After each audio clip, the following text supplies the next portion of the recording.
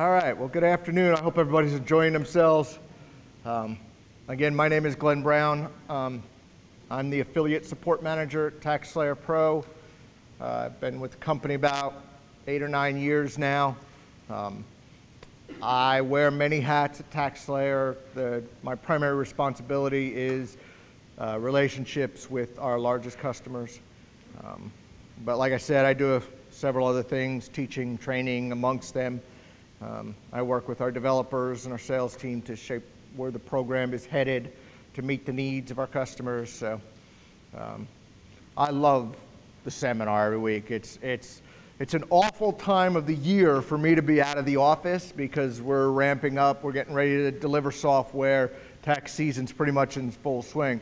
But I love being here. I love the interaction with you folks, and I like showing you the new and exciting things. I like scaring you about security a little bit, but we have Kyle Schneider, one of our salesmen here as well, so hide your wallets. He's a salesman, so he'll get your credit card by any means possible. So, but now we're happy to have you all. I have yet to get through a PowerPoint, and this is a big class, but that's okay. A lot of what we're going to talk about today is a regurgitation and more in-depth conversation about the things I spoke about in the General Assembly. Security, stable office, hardware, these are things that we understand and know to be imperative to a successful tax season, so we don't mind repeating them year after year or time after time. So, and as much as I like hearing myself talk, you'll get more out of this if there's interaction. So please interrupt me with your questions, your concerns. If there's something else, if there's something you don't understand, something you want to talk about a little more, by all means, speak up. With that being said, we're going to talk about tips for a successful season. We're going to talk about investing in equipment, connection speed, computer security, ransomware. This is a big one. Safeguarding taxpayer data, and multi-factor authentication. How many remember that from yesterday? Everybody excited about MFA coming to TaxSlayer this year? All right, half of you are lying. All right, it's not exciting, but it's necessary. It's going to keep us safe. That's the exciting part, okay? What we like to call the necessary evil of security and protection. Oops. The importance of backing up, early setup, and ways we can help you. We're going to start off, we're going to talk again, and I know you've heard me say it before. Single most important investment you can make as an owner of a tax practice is current hardware. We have a small window to make all the money we're going to make in a year, right?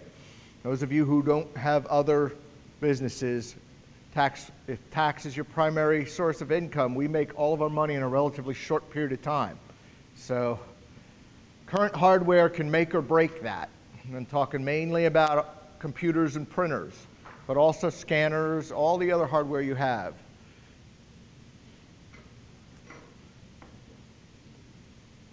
Yes, they're expensive, but lost revenue, it doesn't compare.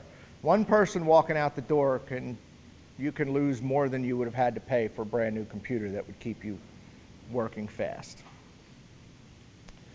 Create a plan. Recommend a 3 to 4 year replacement rotation. For most of us, given the size of most of our tax offices, I would say 25% of your equipment every year is sufficient to keep you up to date. Okay? If you make a plan and you stick to it, you budget to replace 25% of your hardware. Now, I'm not only talking about computers, I'm talking about the printers as well. At TaxSlayer, in our corporate offices, when we match a printer to a computer, more often than not, the printer was more expensive than the computer. Okay? We beat our printers up during tax season, don't we? I mean, we run them hard, we run them long, right? Unless you're using a paperless office, we beat them up pretty good. So they need to be able to keep up with the computers that we have. And too often they're overlooked.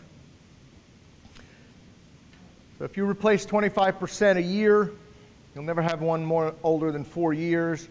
You'll always be current. You'll spread the cost out. If you're not budgeting that into your operating budget, I would encourage you to do so. Start this year, do what you can. and from then on, have a 3 to 4 year plan. So we're going to talk about recommended system requirements. I'm going to elaborate on a couple of these. Intel i5 processor or higher. Intel several years ago changed their naming convention. Everybody remember the Pentium and the Pentium 2 and the Pentium 3? Several years ago, Intel changed their naming convention to the I series. They have i3, i5, i7, and they've just recently come out with i9. Extremely expensive still, but i9 is out and available if you so choose. So what I want to point out, though, is that just because you have an i5 processor or an i7 processor doesn't mean you have the latest and greatest. Currently, and a lot of people are surprised to learn this, currently Intel is on the 8th generation of i processors. So you can have an i5 processor or an i7 processor that's a 2nd generation, that's 6 or 8 years old, that probably needs to be replaced, or you can have an i5 or an i7 processor that is a current generation and is state of the art right now. That being said, it's pretty simple to recognize what you have. How do I know which generation mine is? The i5, i7, i3s, they all have a suffix. It's i5 dash, generally speaking, it's 4 numbers, and it may or may not have a letter at the end of it. So, for instance, an i5-2500, the first digit of that number is going to be the generation of that processor. So an i5-2500 is going to be a 2nd generation processor. So that's going to be one that's fairly old and maybe not capable of keeping up anymore. Whereas if my processor is an i7-7700, that's going to be a 7th generation processor, and that's going to be one of the newest. So part of the, it kind of fools you a little bit. Okay, I've got an i5 processor, but it still could be 10 years old. I would recommend, if you're replacing hardware and you're buying new computers, I would like to see one of the 8th generation of processors was just released a couple months ago. I would recommend getting 6th, 7th, 8th. One of the last 2 or 3 generations is probably going to be what you want to buy if you're looking to buy hardware. What you definitely want to stay away from are Celeron processors. Intel Celeron, spelled with a C, C-E-R-L-E-R-O-N, Celeron. They are not full. It's like putting a 3-cylinder engine in a Suburban. Okay, it just doesn't have the horsepower to keep up. Likewise, AMD processors, they have several different naming conventions, but AMD 100s and AMD 200s, I would stay away from those. They're likewise less powerful processors. The most recent AMD processors, they have a completely different naming convention, but the most recent ones are called Ryzen, R-Y-Z, Ryzen. They're exceptional. I'm an Intel guy myself, but I bought my daughter a laptop with an AMD Ryzen processor in it not too long ago. So, but the point is, know what you're buying, okay? And if you want to find out what you have, you can go right-click on your Start button and go to System. Open up those system properties, and it'll tell you exactly which processor you have. It'll say i5-4229. Okay? The first digit is going to tell you what generation you have. That's pretty important. What you don't want to do is buy the $200 laptop on the front page of the Walmart Black Friday ad. All right? That's not going to, I can tell you right now, I don't know which one's going to be on there, but there's always one, the Best Buy, the Walmart, the front page, or the back page has that $200, $220 laptop. I can tell you right now, it's going to be a processor that's several generations old, or a Celeron processor, and it's not going to do what you need it to do, or what TaxSlayer needs it to do. So And like always, if you have questions, call us. If you find an ad, Black Friday is a great day to buy computers. I would encourage you, if you're looking to invest in computers, look at the Black Friday ads, but know what you're buying. Okay? And if you don't know or you're unsure in any way, call us and we'll be happy to help you. Hey, Glenn, I'm looking at Best Buy's ad. I'm on page 42 at the top. What do you think about that computer? And we'll be happy to tell you. Our Tier 2 techs will always be happy to help you do that. Any questions? We will not be open 2 o'clock in the morning, but if you come see me afterwards, I'll give you Kyle's cell phone, and you can call him any time of the day or night.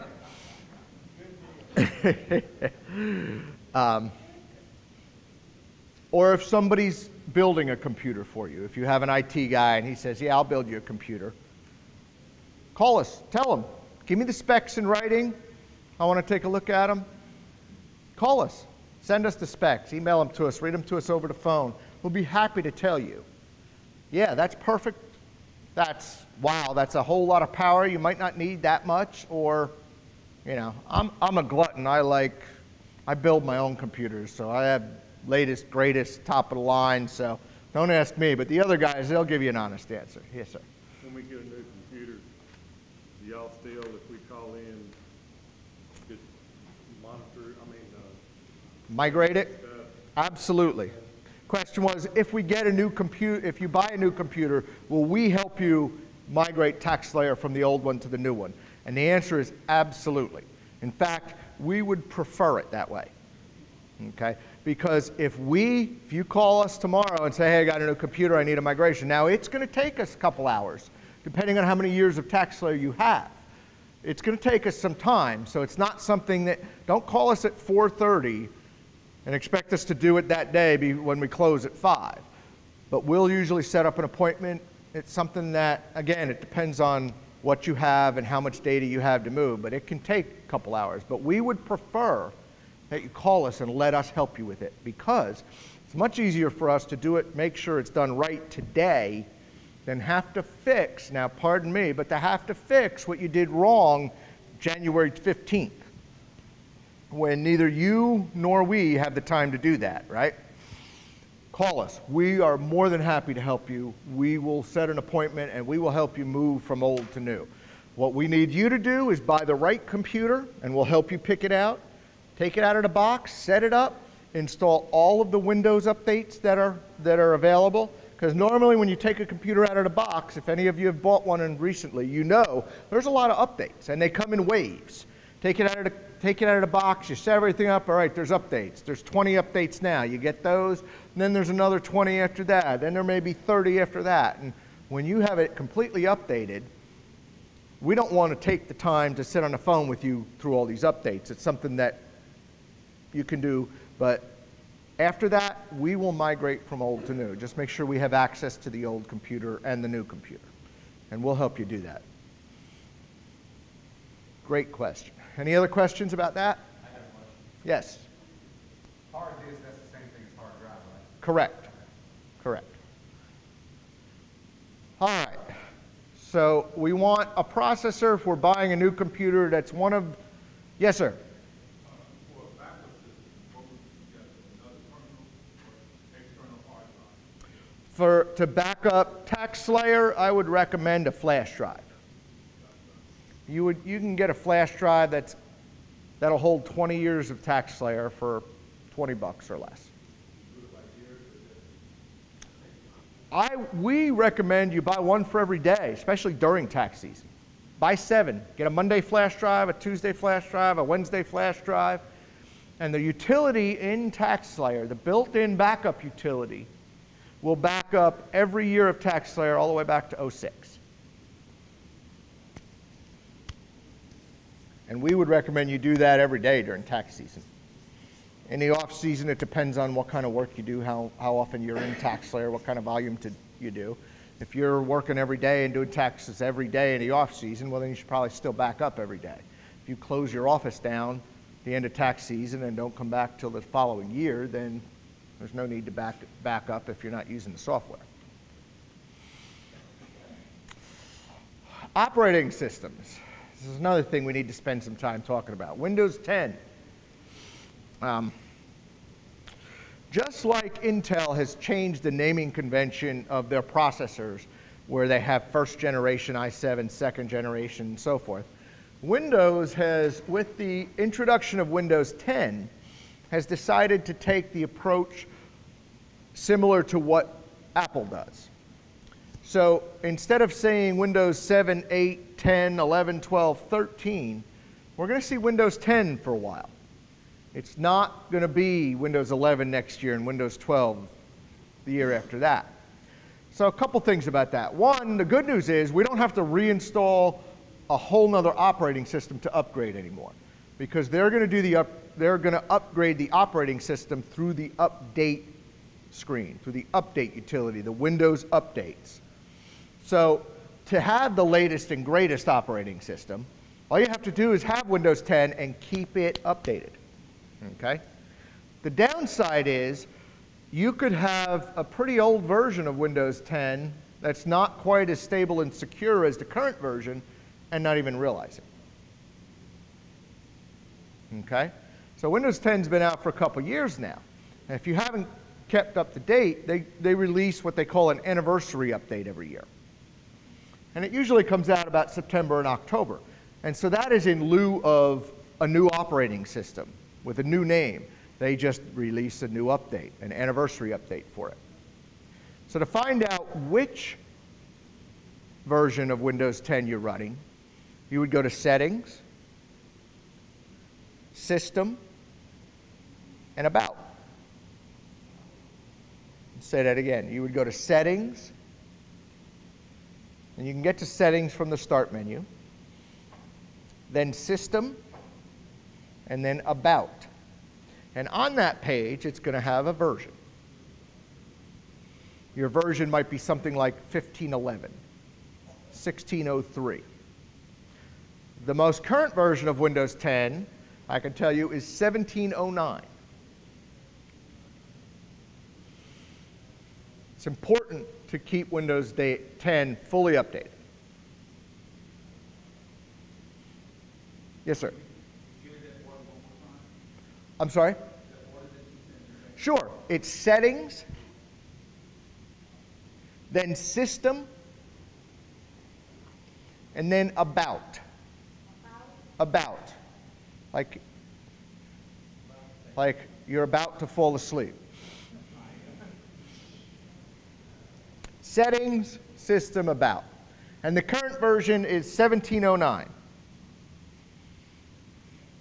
And this, you'll know when you've gotten one of these major updates, because the next time you log in, you'll get that Welcome to Windows screen like you've just taken it out of the box. We're setting things up. This may take a few minutes. We've all seen those screens the first time you turn a computer on. When you get one of these major updates, you'll see that after the update's finished, and they make you restart the computer. The other thing I wanted to mention is Windows 7. We ran some stats recently, looked up some stats. It turns out that there are, worldwide, probably 40% of the computers are still running Windows 7. Here's the problem. Luckily, TaxSlayer users' percentages are well below that. Windows 7 is inherently more vulnerable to hacks than the current version of Windows 10. If you're still running Windows 7, I would strongly urge you to upgrade before tax season, if at all possible, this year. In the not too distant future, Microsoft is going to stop releasing security updates for Windows 7. When that happens, the threat increases exponentially. Because of that, this will be the last tax season that TaxSlayer supports Windows 7. Now, does that mean next year if you call and still have a Windows 7 machine, we're going to hang up the phone? Of course not. Of course not. But if we're troubleshooting issues for you and we determine that the issues are related to your operating system, that's what I'm talking about.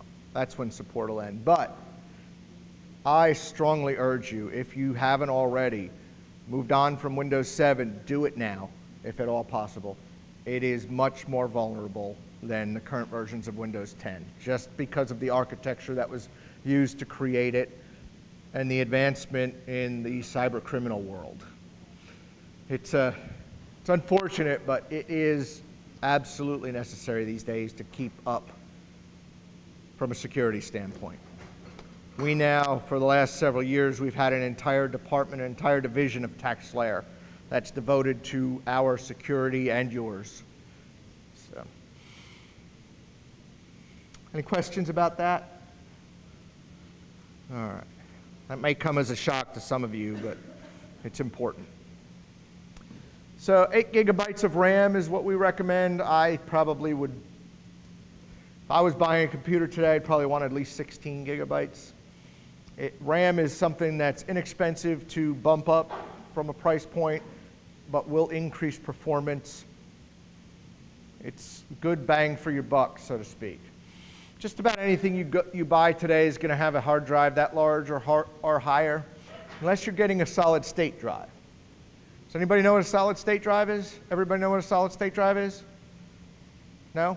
All right. Basically, the traditional hard drives that we're used to are referred to as mechanical drives. And they work on a series of disks on a spindle, kind of like an old record, an old LP. There's layers of disks that sit on a spindle, and they spin at a certain RPM. Oftentimes you'll see this is a 7,200 RPM hard drive, or this is a 5,400 RPM hard drive, talking about the spinning disks. And these disks store the magnetic data, store your data, and there's actually an arm, a mechanical arm that travels around the disks and reads the data off the disk. That's your traditional mechanical hard drive. That's what most of us have in our computers these days. A solid state drive has no moving parts, zero. It is storage on digital chips, okay? The flash drive that we use, they're technically solid state drives. It's just data stored on chips, okay? So you say, what's the advantage? Speed. Oh boy, are they fast. They are blazing fast compared to mechanical drives. Last year, I built myself a new computer at home. I put a high-end solid-state drive in it, and I cold boot in 30 seconds. Completely powered down, push the power button, I am fully loaded desktop, ready to roll in 30 seconds, sometimes less. They are wonderful. They are blazing fast. The downside, they cost more right now. Okay? Prices are starting to come down on them, like with all technology. Very expensive when it first comes out, slowly comes back to earth. You can probably get a 1 terabyte mechanical hard drive, very good one, for $75 to $100, maybe 80 bucks, maybe 50 if you find a good deal. A 1 terabyte solid state drive is probably going to cost you between $250 and $300. So you're going to pay for them, but if you can afford it, get it. I'm telling you, it will change your life. It may be a little exaggeration, but not much. Yeah, and the reliability is absolutely, there's nothing mechanical to break. Now, one of the downsides is the life of it. They're not designed like mechanical drives to last 20 years. But they'll have ratings on them. Now, I'm not talking about months. I'm talking about 5 to 7 years. You can expect them to last that long. It's another reason that backing up is key. But they are so fast. And in our business, speed, time is money. So if you can afford a solid state drive, I would absolutely. Now, oftentimes you'll use a combination of both. Our computers at TaxSlayer will all have 2 hard drives in them. They'll have a smaller solid state drive for the operating system, the TaxSlayer software, maybe Office, Adobe, and other key software packages that we need on our work computers. And then we'll have a larger mechanical drive as a second hard drive to store data, documents, pictures, so forth, scan documents. If you use mirror drive, will you mirror the mechanical or the solid state? If you're talking about a RAID system, Yes, sir. they're generally, in a RAID system, it would be one or the other. You can have a backup. I would RAID the operating system drive and where your software is going to be. Okay. Yeah. You can RAID both of them if you want, but that can get pretty expensive. Good question. Now, any other questions so far? All right, you guys are awful quiet. I think I am putting you to sleep. All right, hard drives. Solid state if you can afford it. It'll absolutely improve. Network configuration. TaxSlayer Pro, we design it to be simple and flexible. A basic peer-to-peer network is all you need. Unless you're running more than 10 workstations, you do not need a server operating system. Okay? A Windows 10 professional version of Windows 10 is all you need. You do not need Windows Server 2012 or Windows Server 2008. All you need is Windows 10. Now, if you're running 10, 20, 30 workstations in your office, if you have a larger office, then yeah, you're probably going to need a server operating system. But for the most of us, a simple peer-to-peer network will do. Oftentimes, IT professionals, I like to equate IT professionals to mechanics. Okay? I can set up your network all day long, but I'm not going to be able to do the brakes on your car. Okay? I don't even change my own oil. I go to Jiffy Lube. Okay? But when I need a mechanic, I need one I can trust.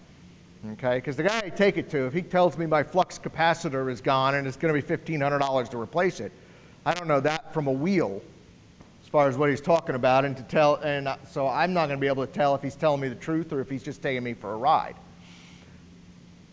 IT people, unfortunately, are much the same way. The good ones are worth their weight in gold. But there are some shysters out there that will just try and sell you more than what you need. And a lot of times that starts with a server operating system. Oh, you need a server. It's much better. Well, a server operating system, particularly, say, Windows Server 2012, it's going to have about 500 additional security configuration items compared to Windows 10. And if you don't know what you're doing, and if you don't know how to configure them properly, you can be in a world of hurt, but what they're counting on is you're going to need them. You're going to need the IT guy to do it for you. And what's that going to do? It's going to cost you money every time you call them, right? Or you're going to have to buy a service contract for them. So oftentimes they're trying to sell you something you don't need so they can keep the gravy train rolling. So we'll help you with this too. If your IT guy is trying to sell you something or convince you to do something that you're not sure is in your best interest, call us. We'll talk to him. We'll talk to your IT guy if you want us to.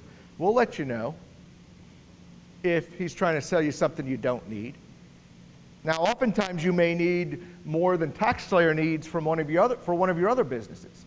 If any of you are, sell insurance or do something else, alternate finance companies and so forth, you may have need for a server on that side that you don't have TaxSlayer. So I'm not saying it's never a necessity, but for the most part, unless you're of a scale that requires it, you do not need a server operating system to run TaxSlayer.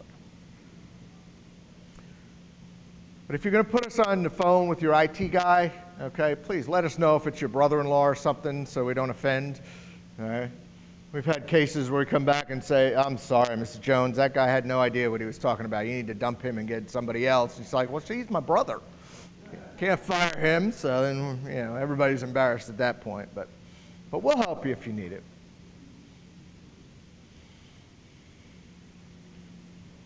Thin clients, terminal services, that's a no-no. Not for TaxSlayer desktop. Anybody in here use ProWeb, our ProWeb product, cloud-based product? No? Okay. So unless you're using ProWeb, no thin clients, terminal services. And simply put, terminal services or thin clients are where I'm going to have X number of dummy terminals that are all running off of one actual smart computer. And the reason, there's one simple reason that we don't design TaxSlayer to do this, and it's because if that computer crashes, you're out of business till you fix it. These are all just dummy terminals here. So if that motherboard dies on a Friday afternoon and your IT guy can't get the part to replace it till Tuesday afternoon, you're out of business till Tuesday afternoon. In a simple peer-to-peer network, we have all smart computers. That my transmitting computer dies, I just one my transmitting computer and I keep working. Okay? And we all know during tax season how important that is. ProWeb is our cloud-based software. It's a completely cloud-based software. If you are portable at all, more and more people these days are doing taxes off-site, outside of their office, especially when comes to millennials. Any millennials in here? I don't see any. My kids are millennials, and you know they're not going to sit in a tax office for 2 hours. So we have more and more people doing taxes off-site. I had a guy this morning in the first period say, I like to take my laptop to my church and do taxes for people at church sometimes. And we have people that'll say, have an arrangement with a company. I'll come and do all your employees' taxes for a reduced rate, and I'll come to the company and set up an office in your company for a couple days and do taxes. If that's something you're doing or thinking about doing, ProWeb might be a good fit for you. It's very portable. It works on anything with an internet connection. What we do not have yet in ProWeb is a business package. So if you do corporate returns, partnerships, 1120s, 1065, 990s, 1041s, then you need to stick to the desktop software. But if you're doing individual returns and you want portability, you want to work on a Mac, you want to take your computer out of the office, you want to do taxes on your cell phone, ProWeb will do all that. We have a class about ProWeb today, so if anybody's interested in it, I'm sure they wouldn't mind you sneaking in there the last period to hear about it. Or talk to your salesperson, they'll give you a demo of it. It's pretty cool.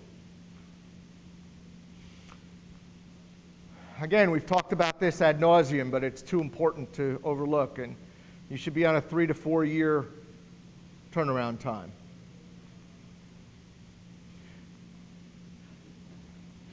Every year we try and make the program a little better.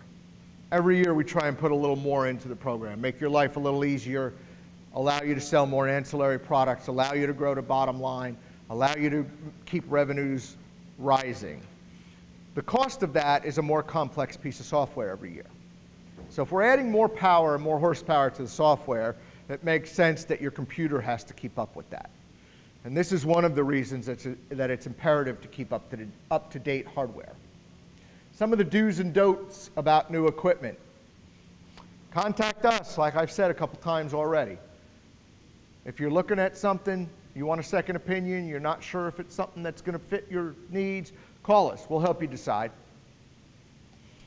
If you have other proprietary software in your business, if you sell insurance, or if you are a finance company and you have other software packages for other companies that you do business with, by all means, you need to contact them and determine what their hardware requirements are, because they may or may not be the same as ours.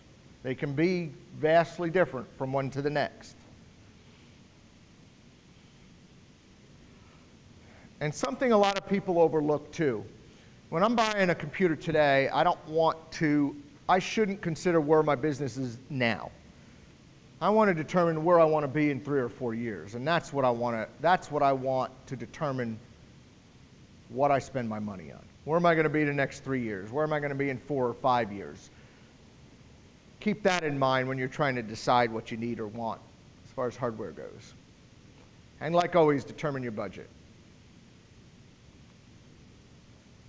And check compatibility for your older equipment. We oftentimes run into people who buy a brand new Ferrari of a computer, but they still have their old Yugo of a printer that they attach to it. All right? I can buy a Ferrari all day, but if I have to trail a U-Haul behind it, it's still not going to corner like I want it to, is it? All right? So consider the entire picture when you're upgrading hardware. You may decide that rather than upgrade 2 computers this year, you're going to upgrade 1 computer and the printer, and next year do the computer and the printer together as well. I think I mentioned this earlier. At TaxSlayer, in our corporate offices, when we marry a computer to a printer, the printer is usually the more expensive of the two pieces of hardware. We use them, we abuse them during tax season.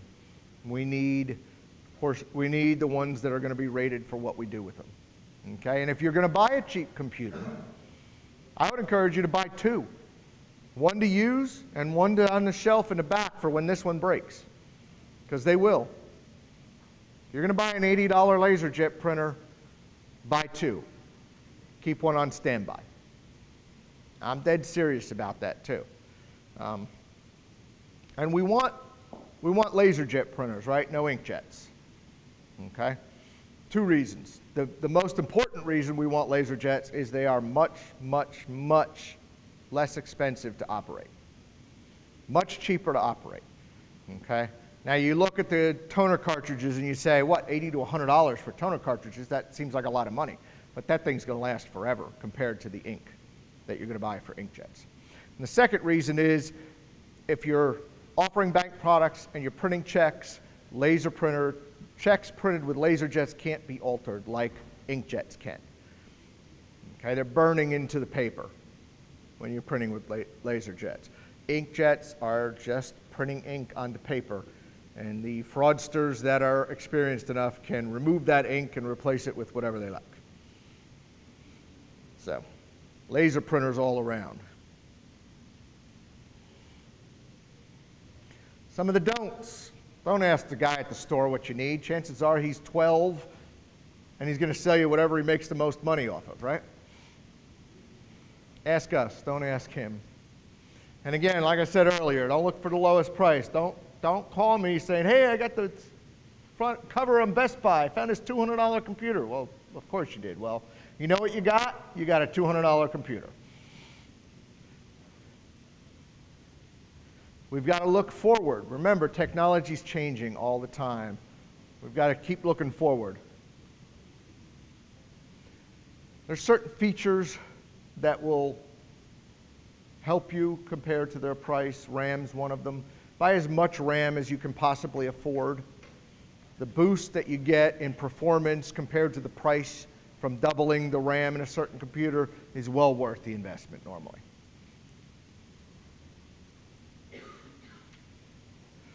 At a minimum, your computers need to have adequate surge protection.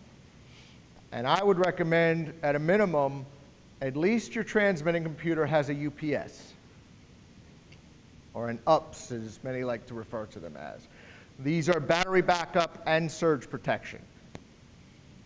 Okay, you can get one for, give or take, $50 if you're a shrewd shopper. And what that does, that doesn't give you battery power to run the computer for any length of time. What it does, what the battery backup does, is in the event of a power failure, it gives you enough time to shut the computer down properly so you don't have corruption in your data. Let me say that again. A UPS battery backup is not designed to run your business off the battery backup. It's not designed to run your business while the power's out. It's designed to give you enough time to shut the computer down without any data corruption. The most important part of this is the surge protection. Okay? The $4 power strip you bought at Walmart is not a surge protector. Okay? All it is an extension cord with multiple plugs. So probably even more dangerous than a single extension cord. Every computer in your office should have surge protection. And it's pretty simple to tell which is and which isn't, because if it has surge protection, it'll have a measurement in joules on the package. This surge protector is rated at 20,000 joules, at 50,000 joules. It's a measure of electricity. If it doesn't have that on it, chances are it's one of those $4 power strips. That's not going to give you the protection you need. So you're talking about the difference between $4 and $15 or $20. Another great Black Friday item. Anybody have any questions about that? Every computer that you plug in should have surge protection. At a minimum, the transmitting computer, I would say, should have a UPS on it. At TaxSlayer, we don't plug a computer in unless it's plugged into an UPS.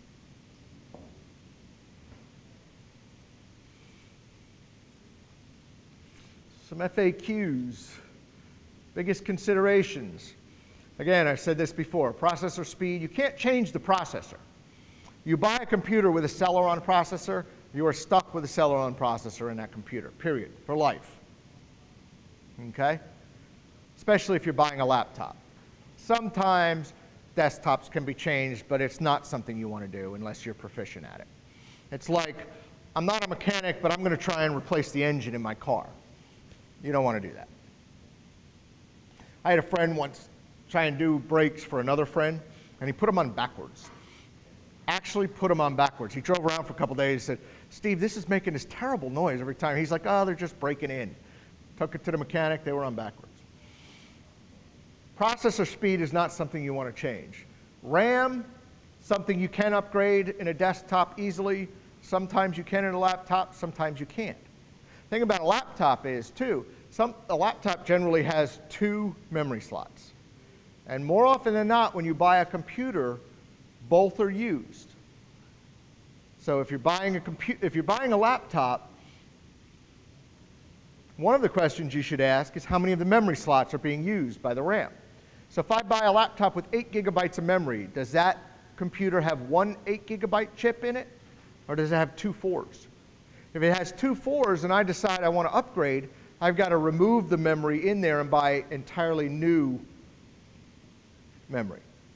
If I buy a laptop with 8 gigabytes of memory that comes in one 8 gigabyte chip, all I have to do is buy a second 8 gigabyte chip, plug it into the empty slot, and now I've doubled my RAM for less money than it would have cost otherwise. Desktops are a little more flexible with memory. Some of the laptops, you can flip it over, take a couple screws out, and the memory banks are right there. Some of the newer, really thin, really light laptops, they're not designed like that. Okay? Charles has a screamer of laptops sitting right in front of him there. His laptop, I'm sure, is not designed for the memory to be upgradable. New, light, thin. Now, they can be done, but you need to know what you're doing. And they'll tell you in the specs, that usually they'll say maximum memory, and it'll say not user upgradable quite often. So if that's something that's important to you. But the point being, buy as much RAM as you can afford from the get-go. Same thing with hard drives. Somebody asked me earlier when we started talking about solid-state drives. He said, can I replace the drives in my current computer with solid-state drives? Absolutely you can.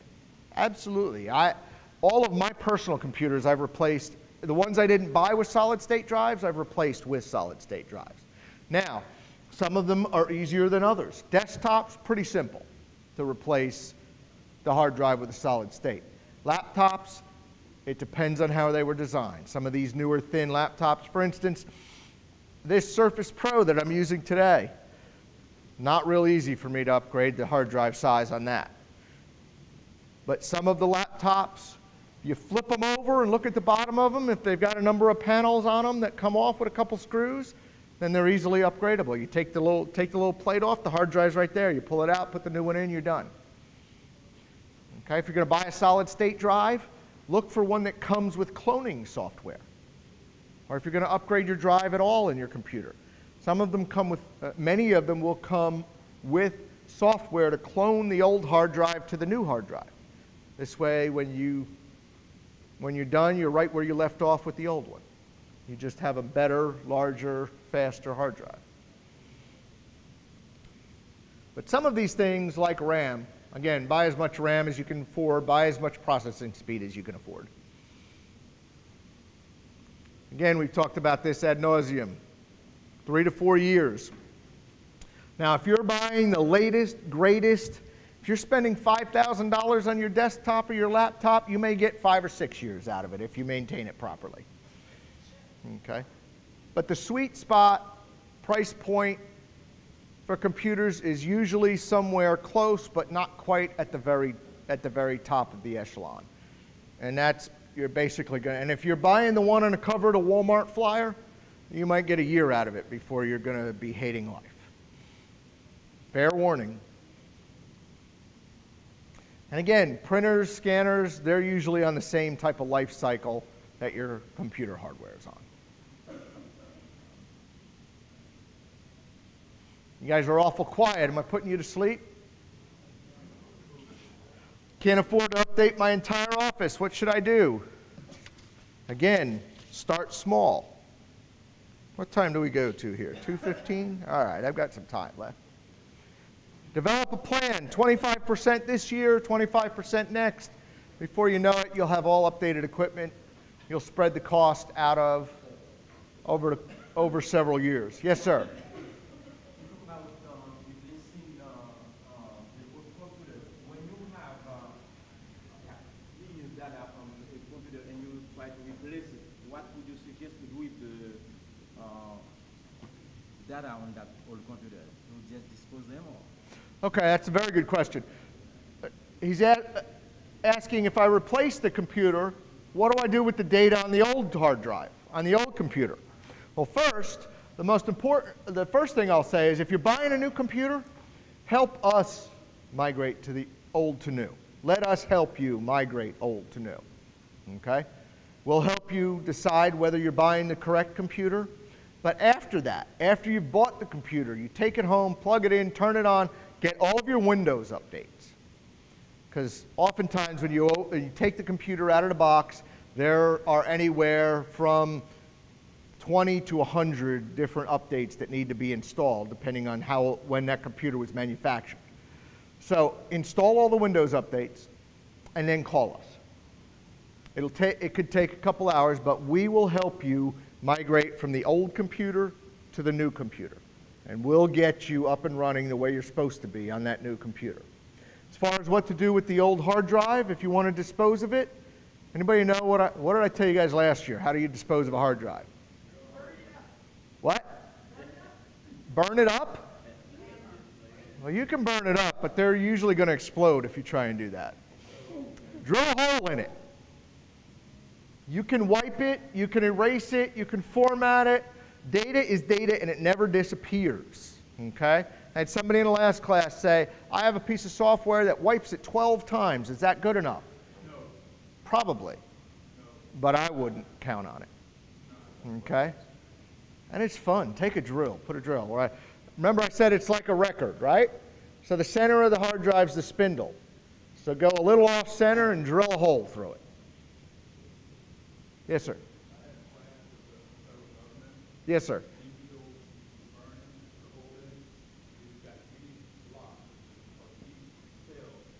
That's right. Right, but if I've got a hole drilled through it, then those things aren't spinning. Mm-hmm. Yes. Yes, sir. What was the latest version of Windows 1709. 1709.10? I'll make a comment. Sure. 2014, April the 22nd, turned both of my computers on, would not boot. Called, went out, bought the computer, at minimum, they said yes. It was only 8 gigs of RAM, Mm-hmm. but I bought a 4 upgrade to 12. Mm-hmm. And once I got the computer itself running, I called them, and in 2 hours, back to 2007 or 8, everything was loaded back up, scanners were working, everything done, and I'm back to attack. All right. Everybody hear that? He said in 2014, he went in the office one day, turned both computers on, and they were dead. Went and bought new ones, back to the office, called TaxSlayer, and in 2 hours, we had him back up and running where he was, all the way back to 07 or 06. Usually when we do a migration from you, we will migrate everything from 06 forward for you, if that's what you have. So we are more than happy to do it. Now, it could take 2 hours. Depending on how much data you have and how many years you have, it could take even longer. So you've got to, don't call us on a Friday at 4:30 and want us to do it right then. So don't call us at 2 in the morning and we won't answer the phone. Yes, sir.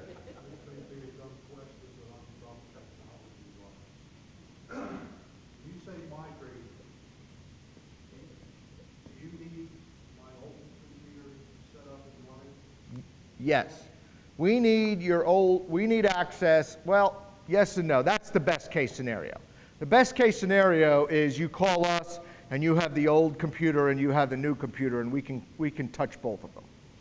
Short of that, if you copy the TaxSlayer folder, the entire folder, which is usually C:\TaxSlayer, okay? The entire TaxSlayer folder, you put that on a thumb drive, external hard drive, something that we can access, and that'll be good enough for us. And that'll get you back to 06. Anybody been with us longer than that? Of course you.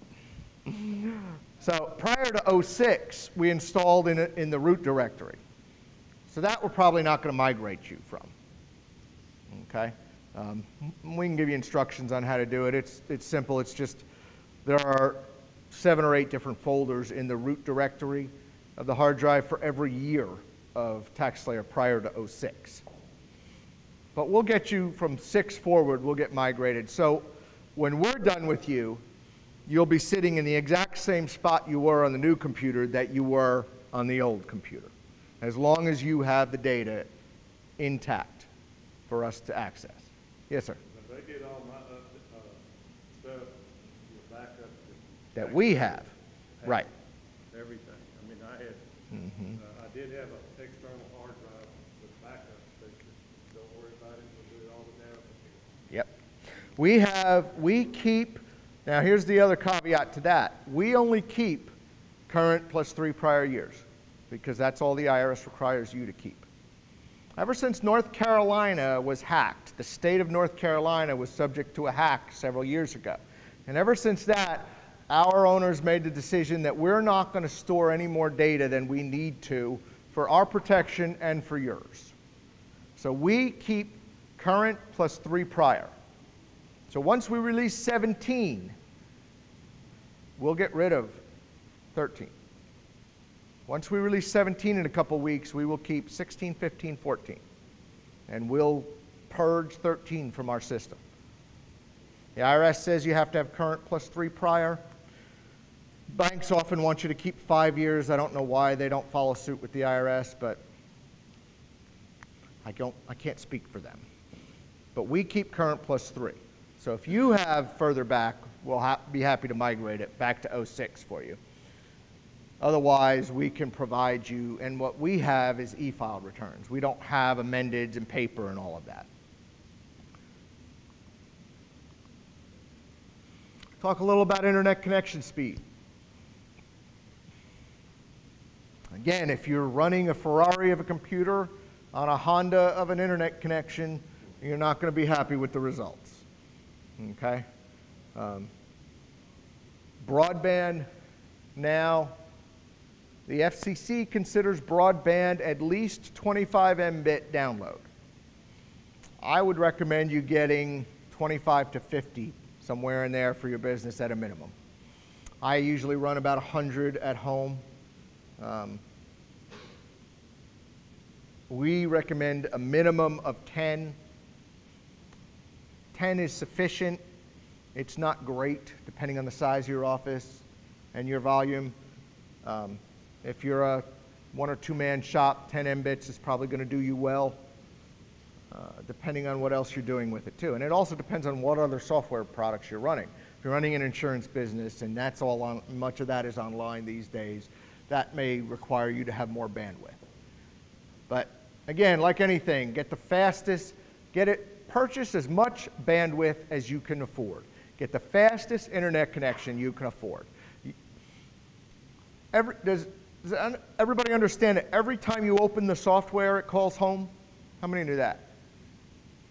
Probably not a lot of you. Every time you open TaxSlayer, it calls home, connects to our servers, and gets a couple pieces of information. One, it makes sure that your EFIN is registered in our servers and you are a customer in good standing with us. The second thing it does is it looks to see if you're approved for a bank. God bless you. It looks to see if you're approved for a bank, and it determines which banks you're approved for and allows you to choose them in the software. Third thing it does is it pulls down TRAN and tech fees. If you have a increased transmission fee agreement with us, it gets that information. it gets information about your ancillary products that you're signed up to offer as well. AMP, Securely ID, which is coming this year. Every time you open the software, it calls home. It's not only when you get updates or when you transmit returns or when you get acts. Now, those are the most important times, I agree. But every time you open the software, it calls home. A rock-solid, fast internet connection is imperative to a tax office.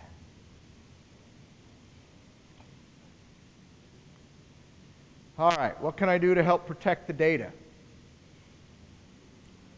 I hope everybody in the room has antivirus software installed. It comes free with Windows now. Windows has free antivirus software. It's called Windows Defender. If you're a fan of Norton or McAfee, you're more than happy to purchase them and use them. They're excellent products. Some of them even come with more robust firewalls than Windows offers. But it's not necessary. Windows Defender is free. It comes with every version of Windows now. TaxSlayer at our corporate offices, we use the enterprise version of Windows Defender. Now, we don't recommend any one piece of antivirus software, but I can tell you this, I use Windows Defender for my personal equipment, and we use the enterprise version of it at TaxSlayer. I generally don't buy things that I can get for free myself. I'm cheap that way, but you know, I leave the spending to my wife. She's good enough for both of us when it comes to that. So, all right, here's another thing that's critical: is put a password on your computer. If you don't have a password on your computer, you should put one on it today. The second thing you should do is lock your computer every time you step away from your desk. All right, what does every person have in their pocket these days? A camera. They have a cell phone which has a camera. Every person walking into your office has a camera in their pocket. If you walk away from your computer and leave a tax return up, it takes them 3 seconds. My kids are so fast. Every time I want to take a picture of something that's on the road or something moving or a squirrel running by, I'm old. I can never get my camera out, turn it on in time. I wind up the music's going, everything's going but the camera. But my kids, my 20 and teenagers and 20-year-olds, man, they are snapping pictures like that. Ooh, look, there's a hummingbird. Boom, they've got a picture of it. So, and I told you this yesterday, I'll tell you again, at TaxSlayer, we are required every time we step up. It doesn't matter whether I'm going 2 feet outside my office or on the next floor. If I leave my office, my computer gets locked. That is a hard and fast policy at TaxSlayer. We take security very seriously, and everybody knows that beginning last year, I think most of you have used the program for a few years now. Beginning in 2016, we required you to use Prepare Security, which means you can't open the software now without a username and a password. And I know some people didn't like that very much, but it's us trying to protect you as well, so you're welcome. But that was due to some IRS regulations as well. So, but we are serious about security, and we hope you are too. Because the IRS is making the EROs more and more responsible for these things. We've all seen the increase in due diligence. We've all seen the increase in the 8867 and what they're adding to us and the responsibilities. It's cheap for the IRS to just throw some more responsibility on you guys, right? It doesn't cost them anything.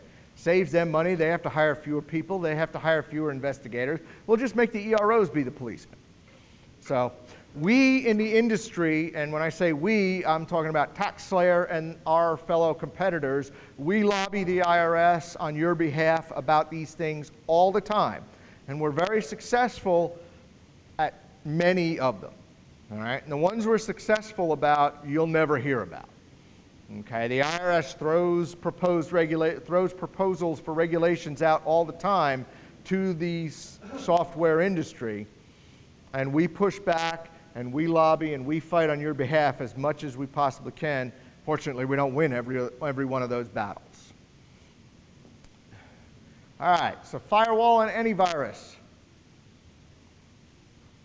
Like I said, we don't endorse any particular product.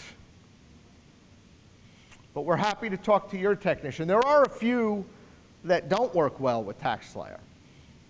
All right, anybody ever heard of Kaspersky? Kaspersky, it's been in the news. If you go buy a computer at Best Buy, they'll give you a free copy of Kaspersky antivirus. Anybody know where Kaspersky is based out of? Russia. Somebody said it. Kaspersky is based out of Russia. I sent my customers about 2 weeks ago an article that talked about how Kaspersky bowed to the pressures of the Russian government, starting sharing some of the information from its clients with the Russian government. Stay away from Kaspersky. Anybody in here use remote connection software to connect to their computers when they're not at home or not at work? Ever hear of TeamViewer? TeamViewer. Anybody use TeamViewer? You know where that's located? The Ukraine. Their servers are all in the Ukraine. I would be wary of that as well.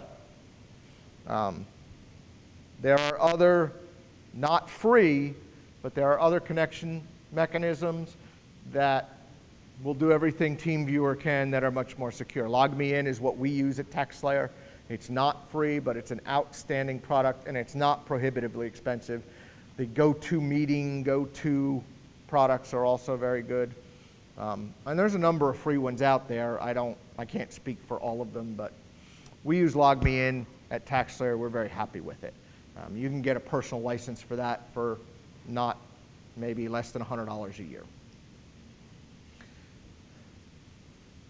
Ransomware. Talked a little bit about this yesterday. I hope everybody understands what ransomware is. Okay, ransomware is encryption of your entire hard drive.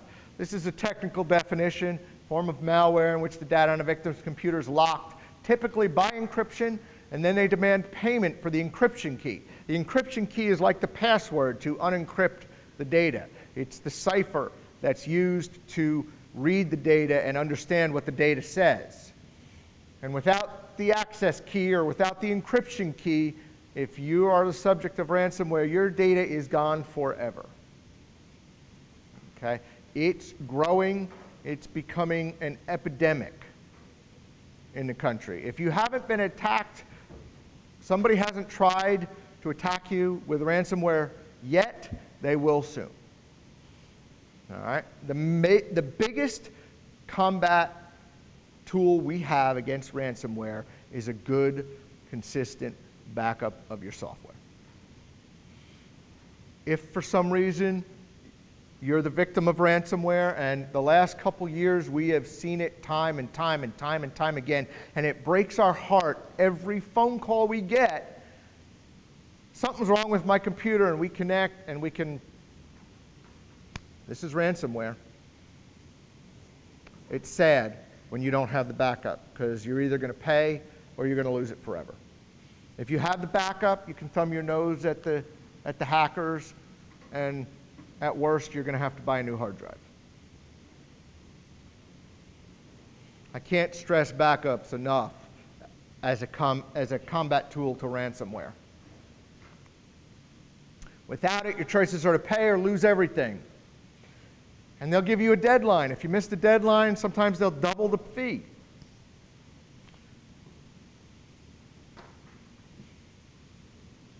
Remember, we're not dealing with reputable people here, so paying the ransom is no guarantee that they're actually going to give you the key. They're actually going to release your data.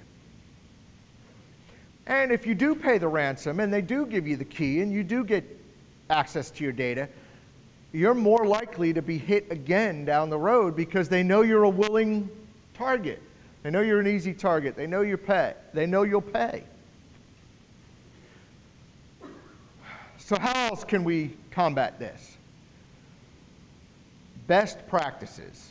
If we are diligent about what we use our computers for and how we use them, that also goes a long way to keep hackers and keep, what did he call them yesterday? Fraudsters. The gentleman from the IRS. I love that term. I think I'm going to steal that.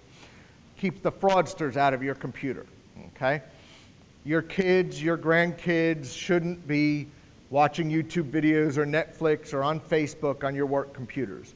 Your office computer is your livelihood. It should be strictly for your office. I work at home a lot, especially during tax season. I have an office at home. The computers I use for work, even in my house, are used only for work.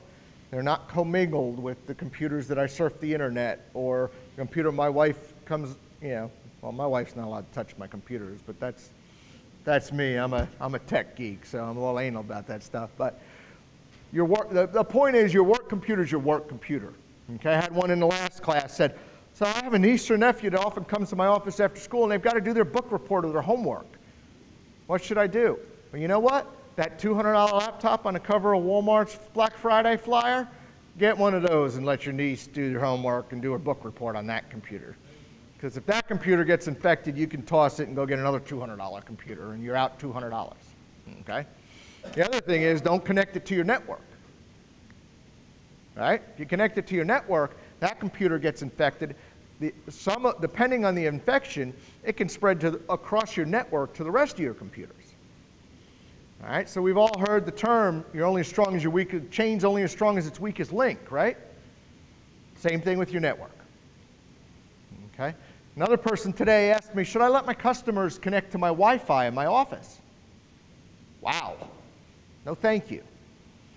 Most of our networks have the ability to, if not all of them, have the ability to create a guest network. And I would urge you, if you're going to have other people, including your children and your grandchildren, your nieces and nephews, your employees' children. Oh, I had to bring my son to work. Don't let your employee put her son on a computer and go YouTube shopping, right? Surfing YouTube, watching Netflix, Facebook. You're just opening yourself to attack that way. Okay? Create the guest network. If you want your customers to be able to connect to Wi-Fi, have them connect to the guest network and change that password frequently. Any questions about that? All right. All right. Our data is encrypted. Our tax returns, our PDFs that we generate, we encrypt them all. So if somebody comes into your office and gets your data, somebody steals your computer without the password, without access to the software, they won't be able to get access to the tax returns.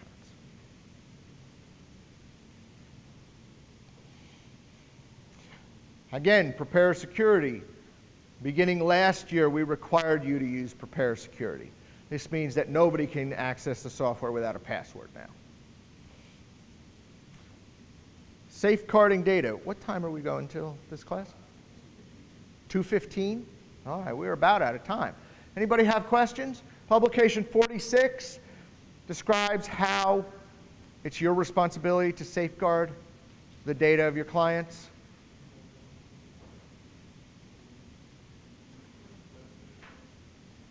Maintain a list of locations, assess the risk, limit taxpayer data, access to taxpayer data. You can do that through Prepare Security. Create an information security plan. Put it in writing. Review it periodically. Update it when necessary.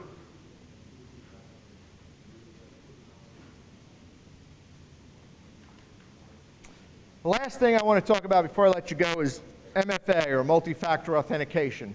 I think Nathan and I both covered this yesterday in the general session, but I think it's important enough to go over again. Again, here's a technical definition for multi-factor authentication, security system that requires more than one method of authentication. Basically, it's saying we want to make sure you are who you say you are. Okay? We have already instituted MFA through my account. How many have gone through the MFA process in my account already? All right, good number of you, good number of you. The rest of you, when you go home tomorrow, log into your My Account and look at it, because it's something you're going to want to be prepared for, and it's something you're going to want to have set up prior to tax season, so it doesn't slow you down then. Those of you who haven't yet, when you log in to your My Account, you'll find this screen. It says paragraph here says we have to update your information, your username. If your username is not currently 6 digits long or longer, we will make you change it to be at least 6 digits, 6 characters or longer. Okay? We ask that you enter your cell phone and email address, and I know that most of you have this information in your My Account already. Why are we asking for it again? We debated this back and forth, and we decided to ask you to enter it again because this is the best chance for us to get accurate information from you because it's so important. Yes, ma'am.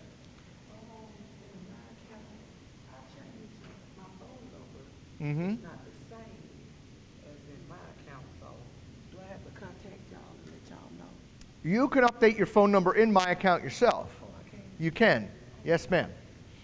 But when you log in here, it's going to ask you for your cell phone number. Give us your current cell phone number, regardless of what you have saved in my account. Once you get into my account, you can update it in my account. But here, when you get to this screen, put your current cell phone number in there for MFA. Because what's going to happen is, every time you kick off MFA, you're going to get either an email or a text. So the next question is going to be, what kicks off MFA? Well, we're going to MFA you every 15 days, every time you use a new web browser, every time you access from a new IP address. Because if that hacker in Bulgaria tries to access your My account, we're going to say, hey, this is not Harry's computer. Let's MFA him and make sure he is who he says he is. Okay?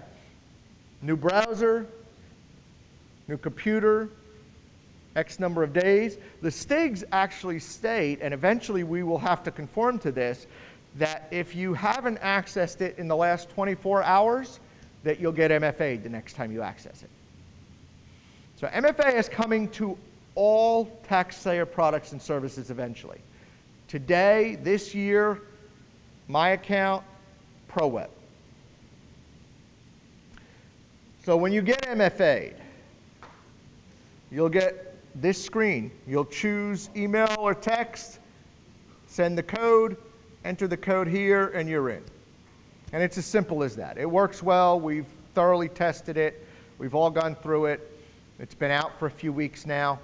And it's literally a 20-second inconvenience on the way in. But the amount of security that MFA provides you from people accessing your accounts and your data is immense. So unfortunately, security is the wave of the future. Yes, ma'am. If I choose a text message, Yes. what's the there with your method to do?